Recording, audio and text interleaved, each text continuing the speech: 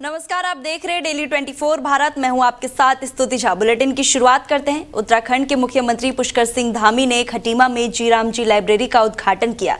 इस दौरान मुख्यमंत्री ने क्षेत्र के जनप्रतिनिधियों के साथ बैठक की और विकास कार्य को लेकर चर्चा की।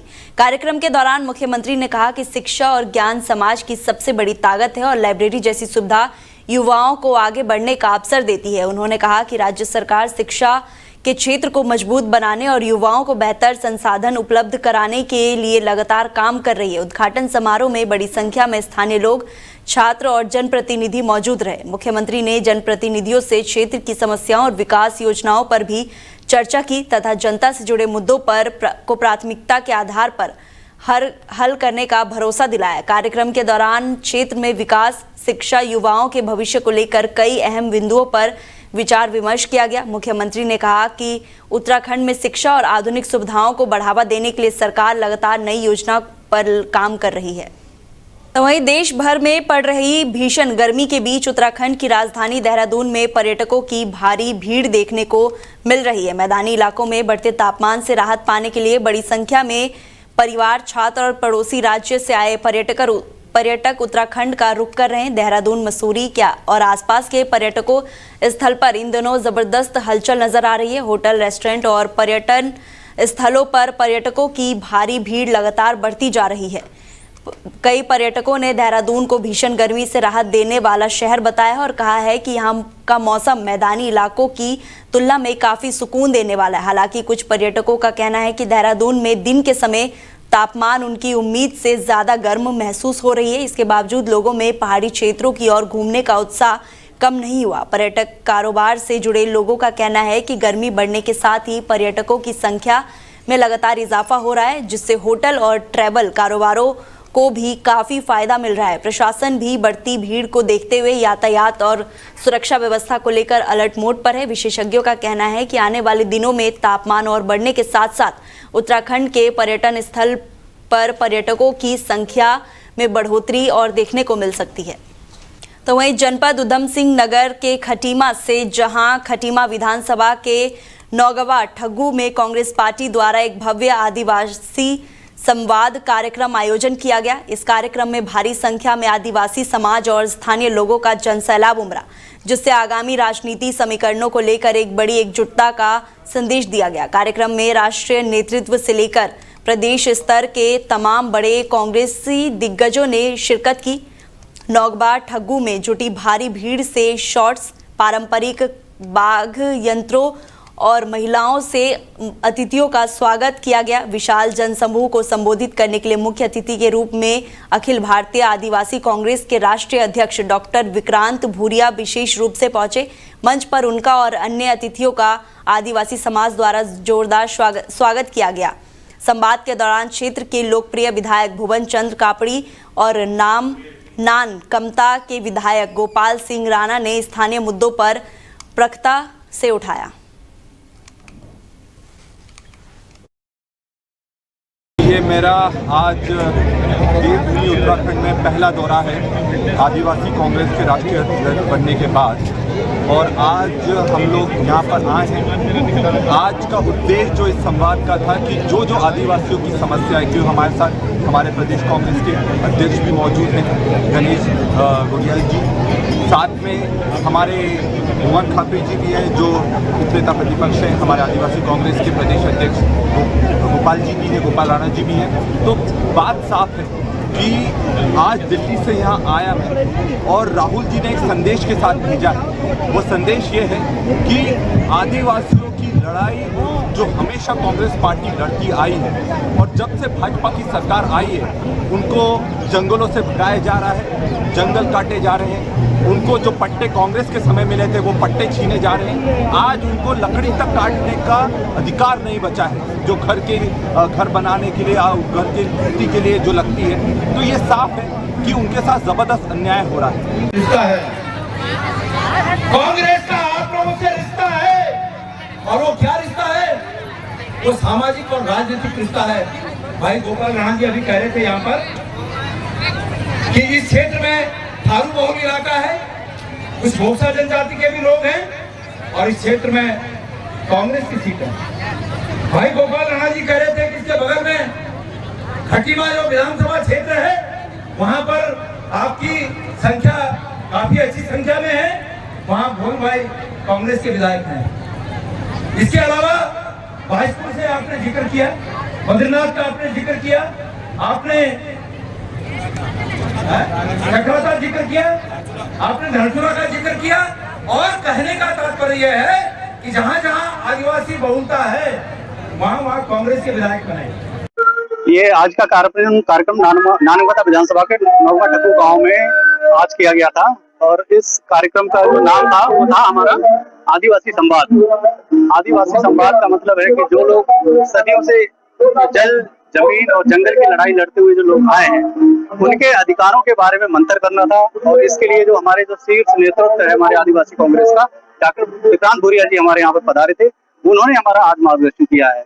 2027 के लिए हम बिल्कुल तैयार हैं। तो वहीं पहाड़ों की रानी मसूरी के प्रसिद्ध कैमल्स बैक रोड क्षेत्र में रविवार देर शाम जंगल में अचानक आग लगने से हड़कंप मच गया। देखते ही देखते आग ने विकराल रूप धारण कर लिया और आसपास के जंगलों में फैल गई, जिससे बड़ी मात्रा में वन संपदा जलकर राख हो गई। आग लगने से अचानक आसपास के रिहायशी क्षेत्रों में भी खतरे की स्थिति पैदा हो गई, जिसके बाद स्थानीय लोगों में दहशत का माहौल बन गया। सूचना मिलते ही वन विभाग की मसूरी की टीम मौके पर पहुंची और आग पर काबू पाने के लिए युद्ध स्तर पर अभियान शुरू कर दिया। वन कर्मियों ने देर रात आग बुझने के प्रयास जारी रखे। पहाड़ी क्षेत्र होने से तेज हवा के कारण आग तेजी से फैलती रही, जिससे वन विभाग को काफी मशक्कत करनी पड़ी।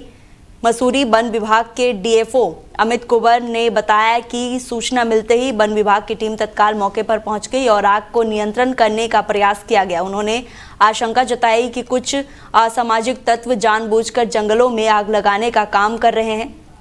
ऐसे लोगों को चिन्हित किया जा रहा है और पकड़े जाने पर उनके खिलाफ सख्त कानूनी कार्रवाई की जाएगी। वहीं खटीमा में आगामी ईद उल अजहा त्योहार को शांतिपूर्ण और सौहार्दपूर्ण माहौल में मनाने को लेकर खटीमा कोतवाली में पीस कमेटी की बैठक आयोजित की गई। बैठक में प्रशासन और क्षेत्र के गणमान्य लोगों ने आपसी भाईचारे का संदेश दिया। खटीमा कोतवाली परिसर में ईद उल अजहा पर्व को लेकर पीस कमेटी की बैठक हुई। बैठक में क्षेत्र के धर्मगुरु, जनप्रतिनिधि और गणमान्य लोग शामिल हुए। मौलाना इरफान उल हक कादरी ने बताया कि प्रशासन की ओर से उन्हें अवगत कराया गया है कि कुर्बानी खुले में ना की जाए, साथ ही कुर्बानी का कोई वीडियो बनाकर सोशल मीडिया पर अपलोड ना किया जाए। उन्होंने सभी लोगों से आपसी सौहार्द, अमन, चैन और शांति बनाए रखने का आह्वान किया। वहीं खटीमा तहसीलदार वीरेंद्र सजवान ने कहा कि त्योहार को शांतिपूर्ण तरीके से मनाया जाए। ईद उल अजहा कुर्बानी का पर्व है। खटीमा प्रशासन ने साफ कहा कि नियमों का पालन करते हुए एक दूसरे की भावनाओं का सम्मान करते हुए त्योहार को मनाएं, ताकि शहर में अमन चैन कायम रहे। का त्योहार है, उसके संदर्भ में आज बैठक कोतवाली में इंस्पेक्टर साहब थे कोतवाली और अमन कमेटी के समस्त लोग थे, बिजली, पानी, जल संस्थान वाले भी उपस्थित थे। तो उसमें यही हुआ कि भाई त्योहार को प्यार मोहब्बत के साथ मनाया जाए, किसी प्रकार की कोई अव्यवस्था ना हो, कुर्बानी देने के बाद गंदगी ना फैले, उसका प्रॉपर निस्तारण किया जाए। तो सभी लोग उसमें राजी थे, समस्त इमाम आ रखे थे। उनके द्वारा बताया गया कि सारी व्यवस्थाएं हम शासन प्रशासन को पूर्ण सहयोग करेंगे और किसी प्रकार की व्यवस्था नहीं फैलने देंगे। सड़क पर नमाज नहीं होगी, कोई भी जो कुर्बानी के बाद जो भी व्यर्थ पदार्थ है वो उसका प्रॉपर ढंग से उसका निस्तारण किया जाएगा, दबा दिया जाएगा। तो इस प्रकार ये आश्वासन दिया गया कि सब संपन्न, जो भी ईद का त्यौहार है वो बढ़िया ढंग से संपन्न होगा।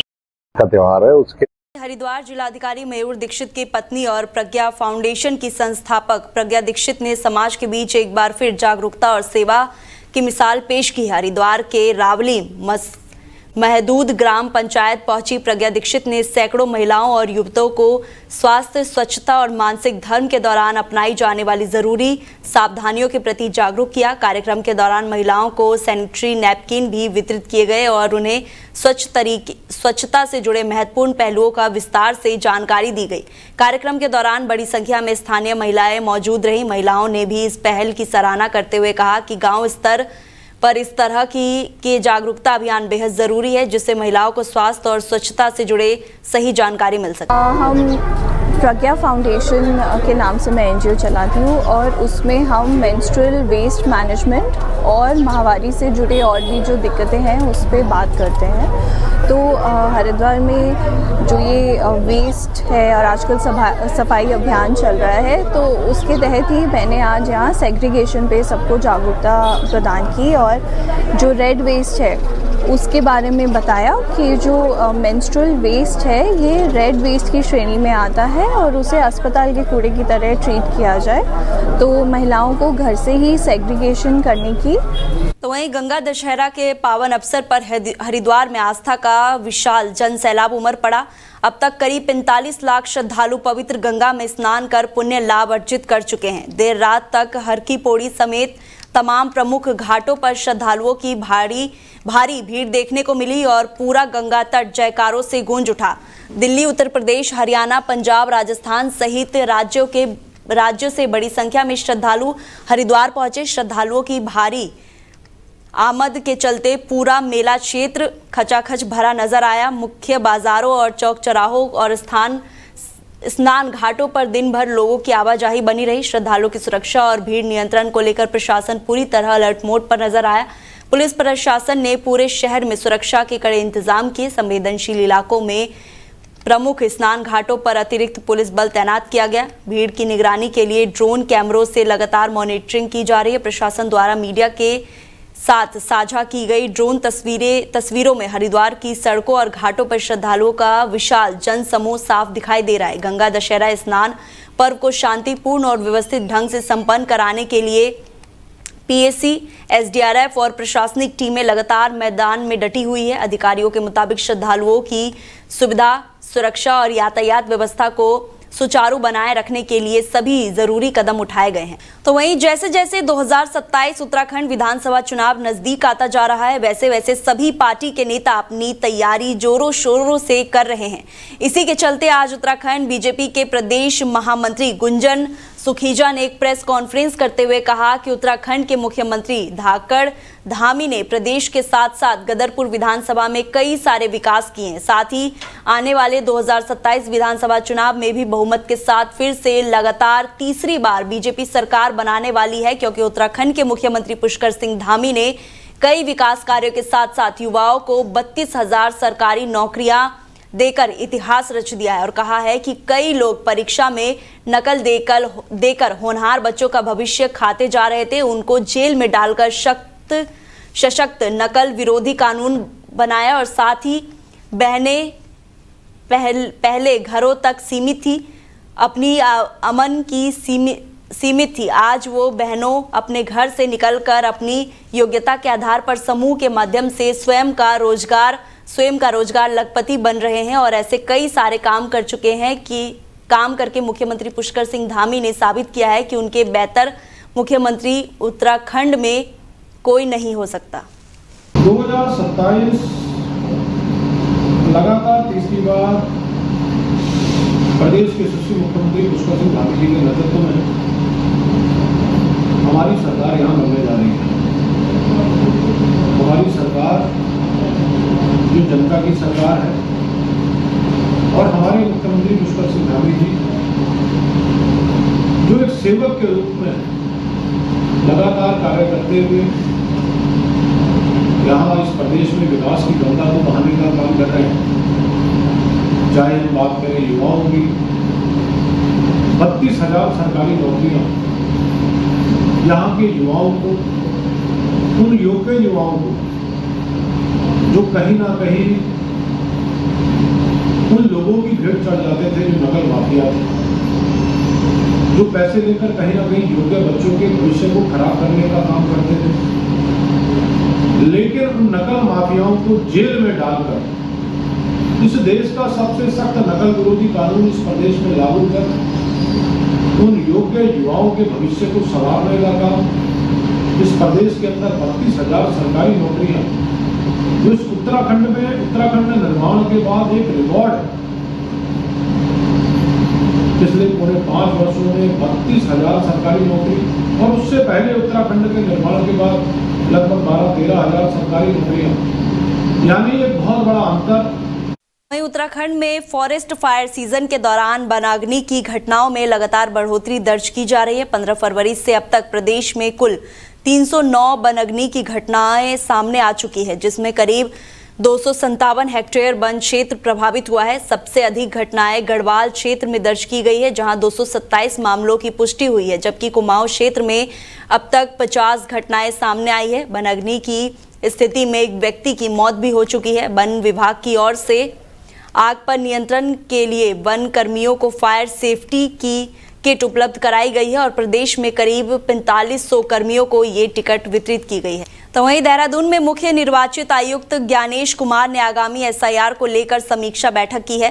बीजापुर अतिथि गृह में आयोजित इस बैठक में उन्होंने प्रदेश में चल रही तैयारियों की विस्तृत समीक्षा की। बैठक के दौरान निर्वाचन आयोग की ओर से बताया गया है कि प्री एसआईआर फेज 89% मैपिंग का कार्य पूरा हो चुका है। मुख्य निर्वाचन आयुक्त ने प्रदेश के मतदाताओं से अपील करते हुए कहा है कि वो एसआईआर प्रक्रिया में बीएलओ के साथ पूरा सहयोग करें, ताकि मतदाता सूची को अधिक सटीक और पारदर्शी बनाया जा सके।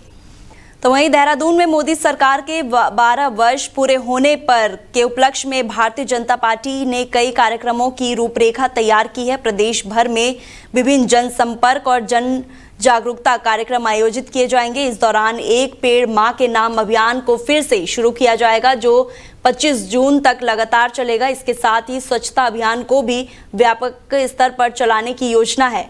पार्टी का कहना है कि इन कार्यक्रमों के जरिए सरकार की उपलब्धियों को जनता तक पहुंचाया जाएगा। तो फिलहाल बुलेटिन में इतना ही। आप देखते रहिए डेली 24 भारत। नमस्कार।